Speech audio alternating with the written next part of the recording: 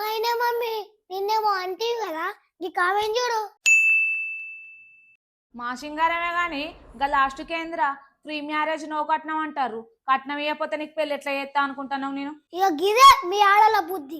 మీ లగ్గం చేసుకునేటప్పుడేమో మా దగ్గర గండు పైసలు లేవు, ఆడపిల్లని అర్థం చేసుకోరా అని అంటారు. ఇక అత్త పోస్టుకి వచ్చినాకనేమో కట్నం కట్నం అని అంటారు. ఇక అత్త పోస్టుకి వచ్చినాకనేమో కట్నం కట్నం అని అంటారు. ఇక నువ్వు గిట్ల కట్నం అన్నావు అనుకో పోలీసులు పట్టుకోవిక్తా నాకెద్దలో. ఇక అది కూడా నిజమే.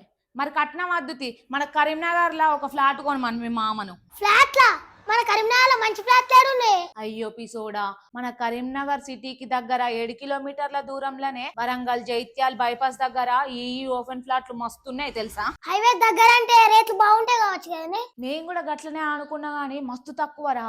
గుంటకు 10 లక్షలేనట. ఇప్పుడు కొనుక్కొని తర్వాత మనకు అవసరం ఉన్నప్పుడు అమ్ముకున్నా గానీ మళ్ళా మస్తు లాభం వస్తుంది. మనం వాస్తులు బీస్తులు అంటావు కదండి. గాముచ్చట ఎట్లా మర్చిపోతారా? అక్కడ 100% వాస్తు ప్రకారంగా తూర్పు పడమర ఉత్తరం ఇట్లా అన్ని ఫేసింగ్ ఫ్లాట్లు ఉన్నాయి అటాడ.